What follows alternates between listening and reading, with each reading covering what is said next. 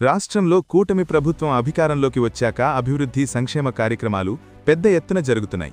ఇప్పుడు ఆ క్రెడిట్ను దక్కించుకునేందుకు కొందరు తయారయ్యారని ముఖ్యమంత్రి చంద్రబాబు నాయుడు తప్పుబట్టారు. ఆదివారం ఎన్టీఆర్ వర్ధంతి సందర్భంగా మంగళగిరిలోని టీడీపీ కేంద్ర కార్యాలయంలో ఏర్పాటు చేసిన సభలో సీఎం పాల్గొన్నారు.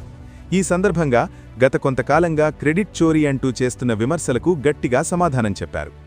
సీఎం చంద్రబాబు మాట్లాడుతూ, రాజకీయాల్లో కొందరు కుట్రలు కుతంత్రాలు చేస్తూనే ఉంటారు.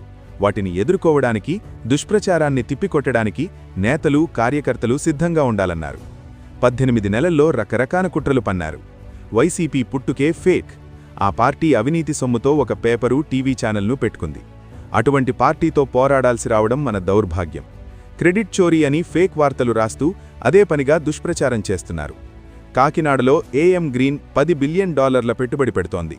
అందులో తామే ఏదో చేసేశామని క్రెడిట్ దక్కించుకునే ప్రయత్నం చేయడమే కాకుండా మనపైనే క్రెడిట్ చోరీ అని ఫేక్ రాతలు రాస్తున్నారు. ఇది మాత్రమే కాదు, చాలా విషయాల్లో ఇలాగే వ్యవహరిస్తున్నారు. కియాతో సంబంధం లేకున్నా ఆ పరిశ్రమను కూడా తామే తెచ్చామని గతంలో చెప్పుకున్నారు. ఇప్పుడు మళ్లీ అలాంటి ఫేకు బాగోతమే మొదలుపెట్టారు.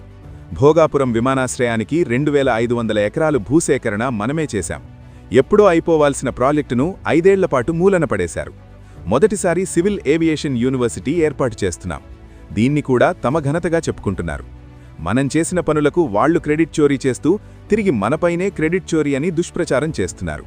క్రెడిట్ చోరీ అని వాళ్లు ఎంత గింజుకున్నా Cyberabad, Kia, Google, Bhogapuram, green energy వంటివన్నీ తెలుగుదేశం పార్టీలో తెచ్చినవే. ఆ సోకాల్డ్ వైసీపీకి వేరే అంశాల్లో క్రెడిట్ ఉంది. శాండ్, వైన్, మైన్, డ్రగ్స్, గంజాయి అక్రమ రవాణా, హిందుమతంపై దుష్ప్రచారం, దేవాలయాల దాడి, తిరుమలపై అనేక అక్రమాలు.